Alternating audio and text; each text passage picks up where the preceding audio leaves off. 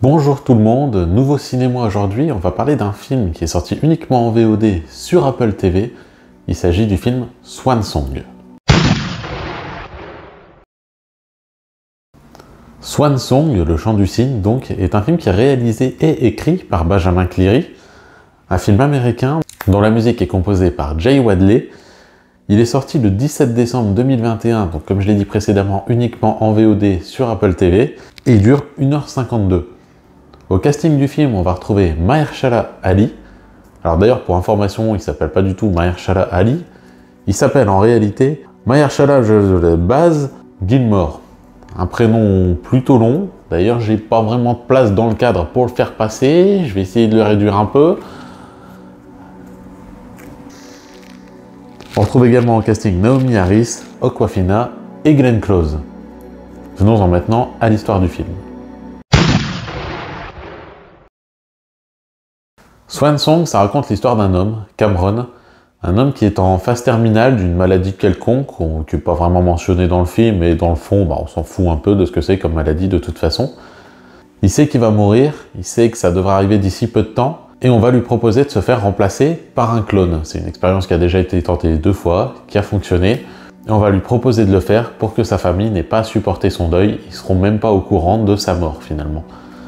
Alors c'est un sujet qui forcément pose beaucoup de questions, et on va voir si elles sont bien traitées dans mon avis.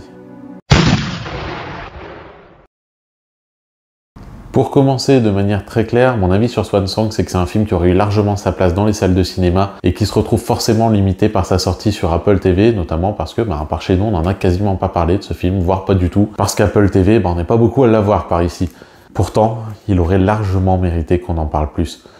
Le sujet de Swan Song, il est important parce que le clonage humain pourrait devenir une réalité, peut-être même que ça l'a été à un niveau pas forcément très exploité, mais en tout cas ça a été testé, ça pourrait exister dès demain. Donc là forcément le film se passe dans un futur, finalement on n'a pas de date précise, mais c'est a priori un futur qui est pas si éloigné que ça. Et ça va poser toutes les questions auxquelles on peut s'attendre, c'est-à-dire le côté éthique de ce clonage. Mais plus que le côté éthique, ça va être les émotions qui ressortent du film qui sont importantes.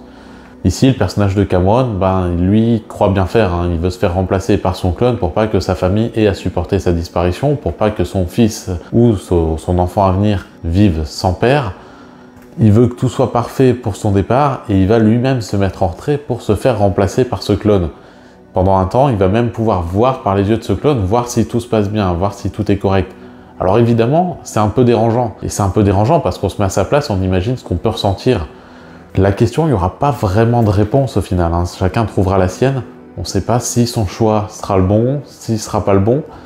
Pour autant, le film, il n'est pas juste lent parce qu'il dure près de 2 heures. Il pourrait être très lent, on pourrait s'ennuyer. Pas du tout, parce qu'il va mêler à ça quelques petites histoires, notamment Cameron qui va rencontrer son clone. Il va y avoir des questions aussi à ce niveau-là. Finalement, Cameron peut arrêter le protocole quand il le souhaite. Son clone, il est là, il en vit, il existe et il sait que le lendemain, on peut le remiser à la cave parce qu'on n'en a plus besoin, donc techniquement le tuer.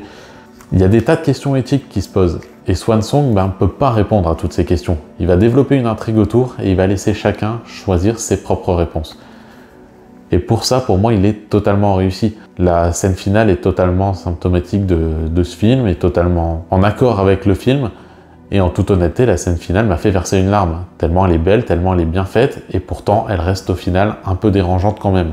C'est un sentiment qui est assez bizarre, qui est assez difficile à exprimer, mais qui montre que le film est réussi, puisqu'il n'hésite pas à mettre en avant finalement ce sentiment qu'on peut ressentir, et il s'en cache pas. D'ailleurs, ce plan final ne sera pas le seul qui est magnifique dans le film. Il y a d'autres plans qui jouent justement sur ce système de caméra, sur ce système de vision par le clone ou par le personnage original, qui sont tout aussi réussis. Au passage, on pourra noter que le casting est parfait du début à la fin. Mahershala Ali est tout simplement incroyable dans le rôle, et même dans un double rôle finalement, puisqu'évidemment c'est lui qui joue son propre clone, et son jeu est suffisamment subtil pour représenter tout un tas d'émotions. Le reste du casting, que ce soit Naomi Harris, Awkwafina ou Glenn Close, sont très bons également, même si Awkwafina et Glenn Close sont plus en retrait, c'est des seconds rôles. Pour Awkwafina, c'est un rôle qui est assez intéressant à jouer. Elle aussi va en jouer 2, puisqu'elle joue une autre personne qui a été remplacée par un clone, qui va permettre finalement au personnage de Cameron d'entrer dans ce monde-là et de le découvrir. Glenn Close joue le médecin qui va lui expliquer un peu tout le protocole, et Naomi Harris joue la femme de Cameron.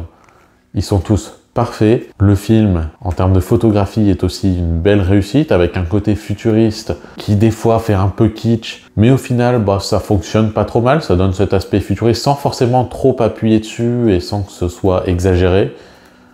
Donc globalement, sur à peu près tous les points, Swan Song est réussi. Alors il y a quelques lenteurs à droite à gauche, mais globalement il y a très peu de choses à reprocher à ce film qui aurait, comme je l'ai déjà dit à plusieurs reprises, largement mérité sa place en salle.